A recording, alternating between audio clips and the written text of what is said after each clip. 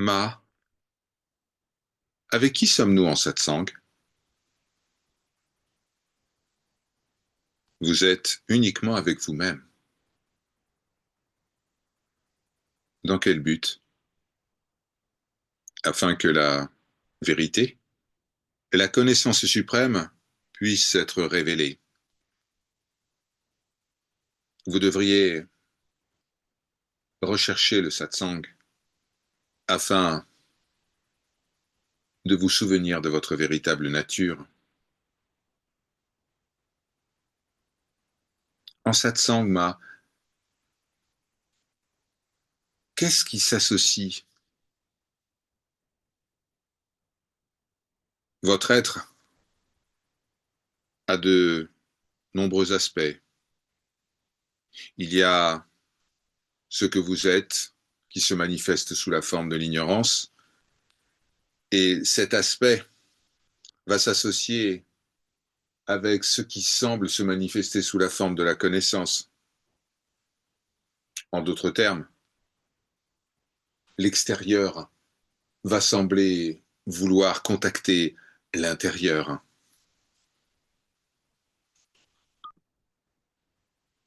Est-ce qu'il faut avoir de la foi, de la dévotion lorsqu'on participe à un satsang?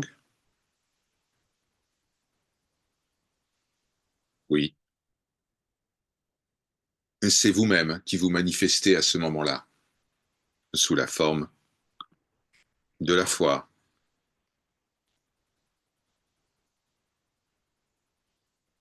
Faut-il être pleinement conscient pour participer au satsang? Le satsang est un chemin d'éveil, de progression de l'inconscience vers la conscience.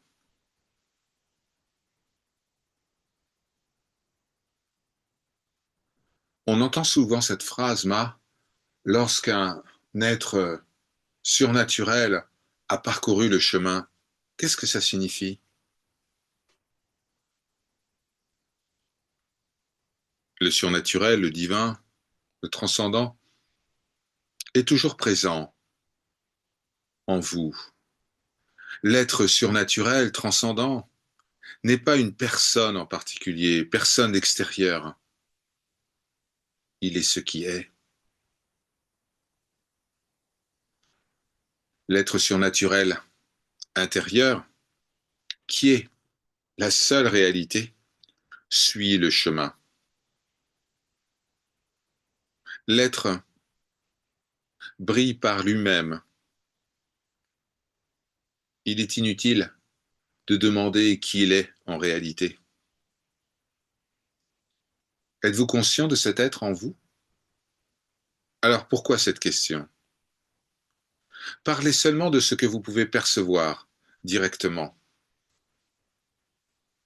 Il est impératif que l'être transcendant en vous, puisse se révéler à vous.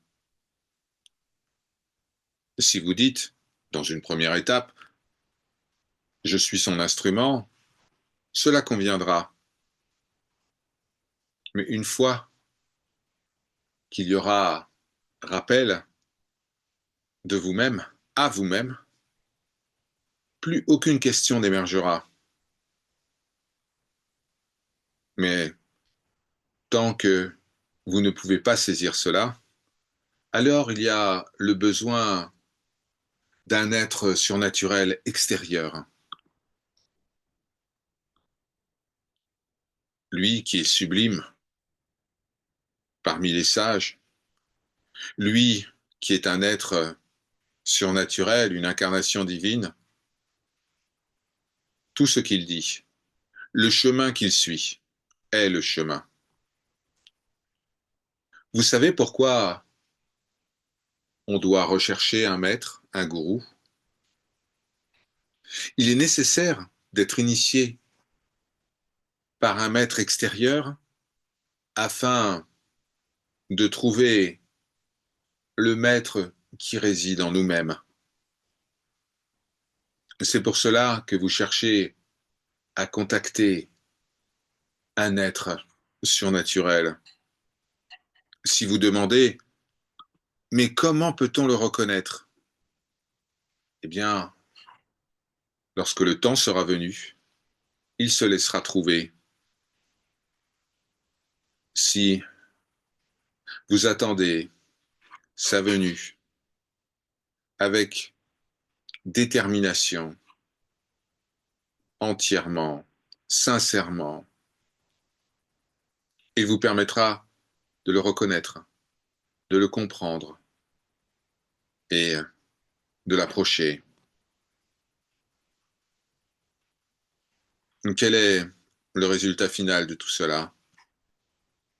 Eh bien, vous vous souviendrez de vous-même, de cet être transcendant qui semblait se cacher en vous. Eh bien, l'être se révélera.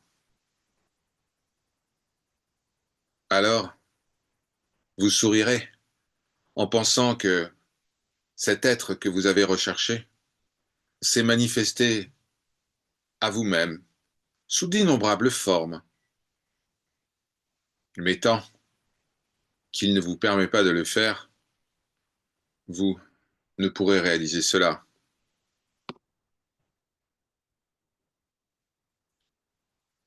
Mais j'ai une question. Est-ce que le destin peut être détruit s'il y a un désir brûlant de se rappeler de sa véritable nature?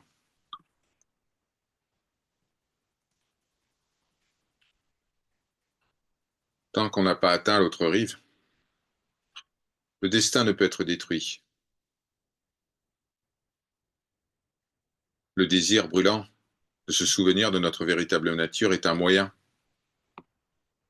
Ce n'est pas le but, mais c'est un moyen intéressant. Il y a des degrés dans le désir de se souvenir.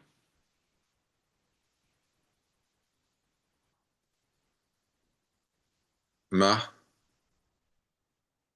qui peut être appelée la mère divine et quelles sont ses caractéristiques?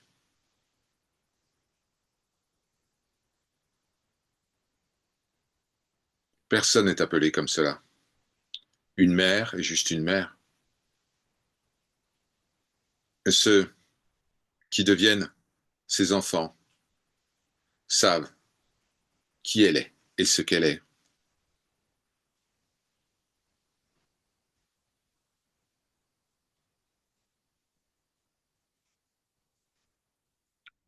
Mais je reviens sur la question précédente. Comment détruire le destin, le prarabdha? En allumant le feu de la connaissance suprême. Comment pourrons-nous nous souvenir de notre véritable nature? En recevant, en accueillant la puissance du Maître. Ce qui est déjà en vous se révélera. Une personne dont l'esprit est troublé ne pourra pas recevoir cet enseignement. C'est comme une connexion électrique.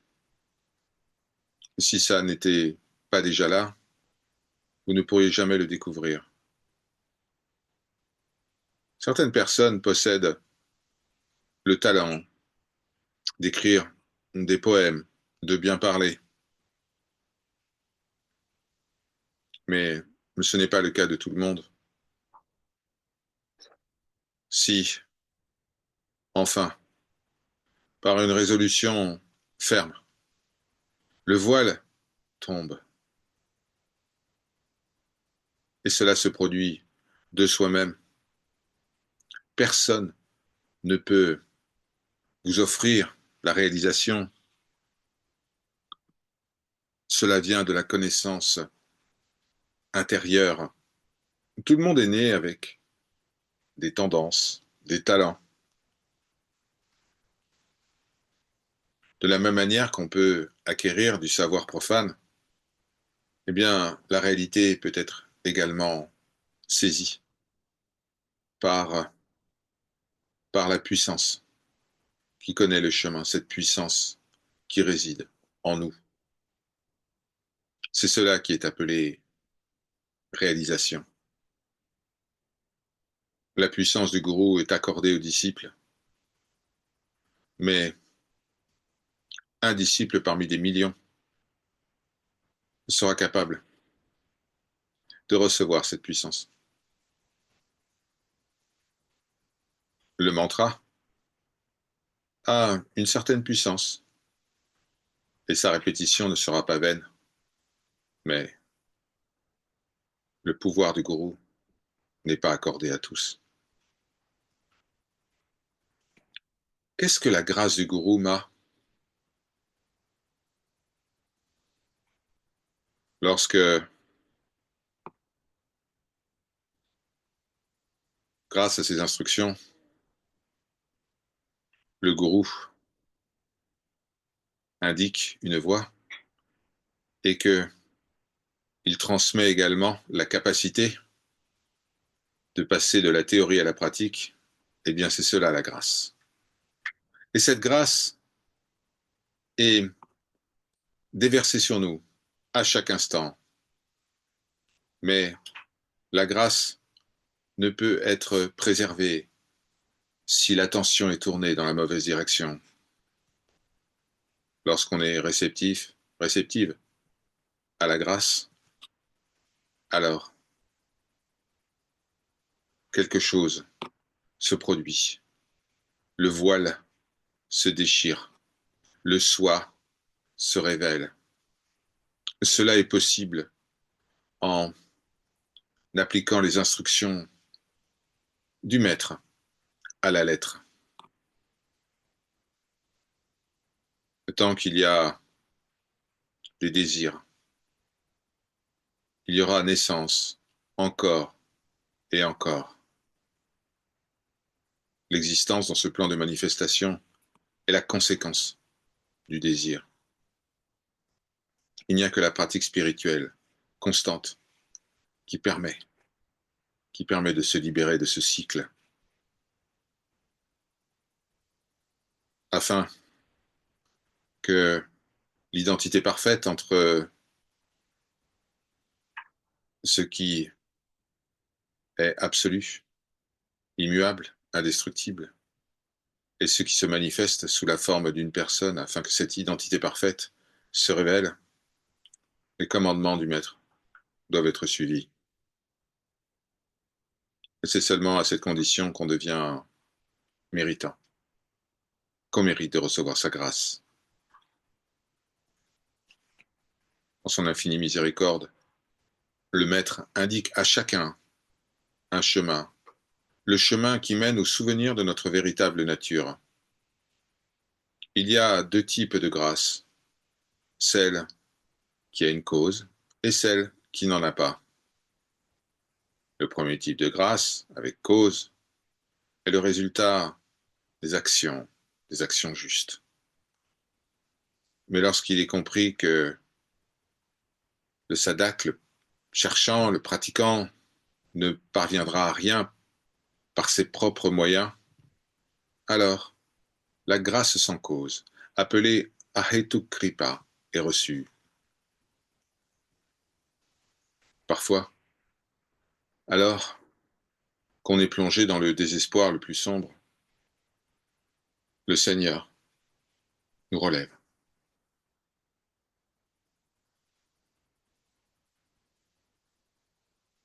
Ma, qui a la capacité de conférer cette puissance et qui peut recevoir cela? Celui qui peut libérer un cherchant du cycle infini des naissances et des morts, celui-là est un Sat Guru. Il est celui qui possède l'autorité de la transmission authentique.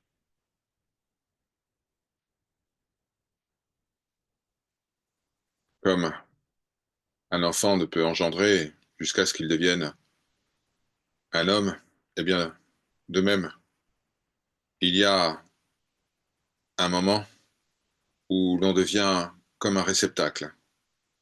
Et à ce moment-là, le gourou peut transférer sa puissance.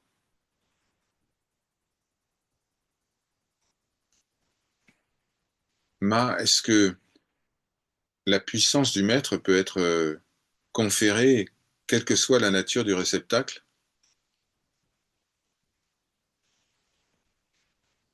Ma dit, il peut façonner le réceptacle tel qu'il le souhaite.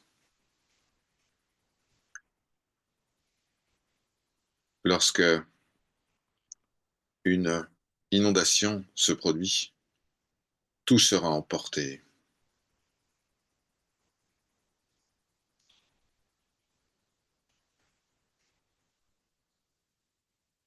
Comment, comment trouver la force, la patience, la persévérance pour cela, Ma? Venez en satsang, toujours.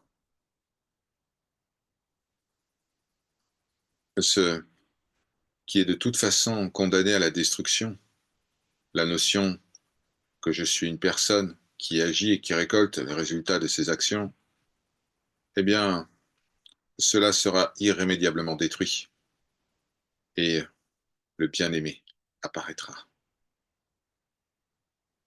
Ceux qui ont reçu une initiation formelle doivent allouer un temps conséquent à la répétition du mantra et à la méditation. Ils connaîtront alors l'éveil intérieur.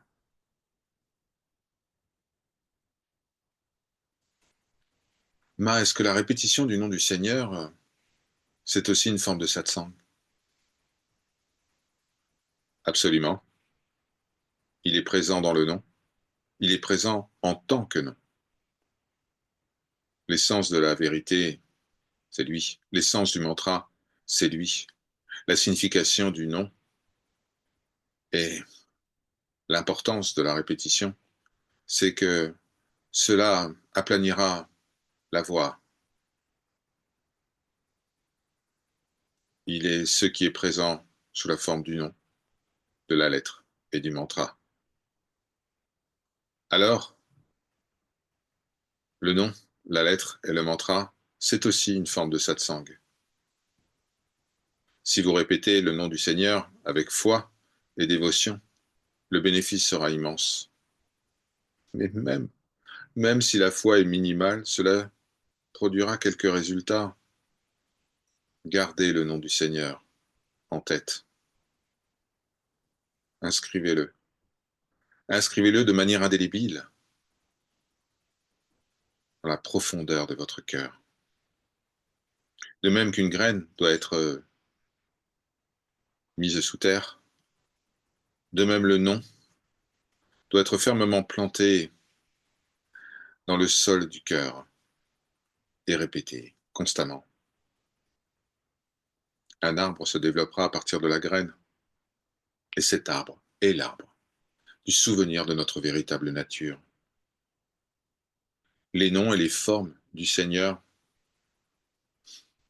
sont en nombre infini. Par la répétition constante de son nom, ces formes multiples seront révélées, ayant été plantées dans le cœur. Le nom révélera son essence.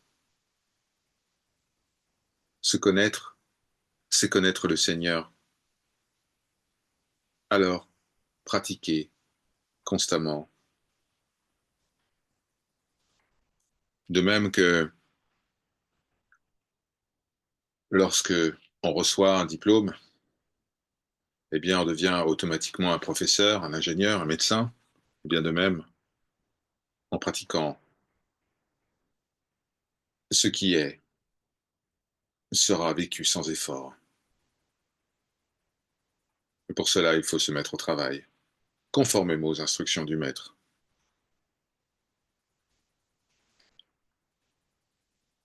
Peut-on rencontrer son maître dans un rêve? Oui, on le peut. Sachez Il n'y a pas de différence entre l'état de rêve et l'état d'éveil. Si on a reçu un mantra dans un rêve, alors il n'y a pas de doute. On a été initié. Mais pour être effectif, le mantra reçu à l'état de rêve devra être pratiqué à l'état d'éveil.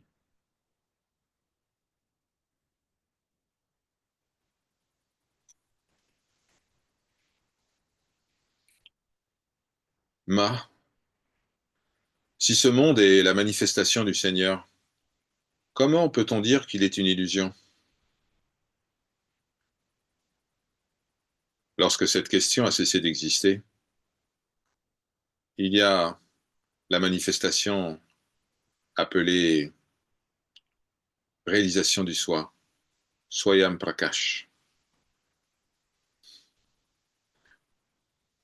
Lorsque il est réalisé qu'Ekam Brahmadvitya Nasti, qu'il n'y a qu'un Brahman sans second, alors il n'est plus question de rejeter quoi que ce soit. Lorsque la triade de la connaissance, du connaissant et de ce qui est connu se résorbe en un, alors rien de tout cela ne compte. Tant que le monde est perçu sous la forme de la triade,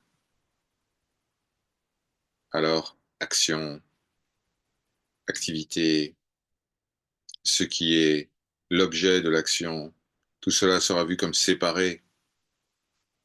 Mais vous savez que un même homme peut être à la fois un père, un fils et un mari. De la même façon, il n'y a que Brahman, sans second. Le monde est sous l'emprise du mouvement perpétuel. Il change continuellement. Ce qui change ne peut pas être éternel. Le mouvement implique l'impermanence. Alors, quelle est la réalité? La réalité absolue, c'est ce qui ne change jamais. Lorsque on ne perçoit que Brahman, rien ne peut être exclu. Hari Om Tat Sat. Om Jai Shri Ram.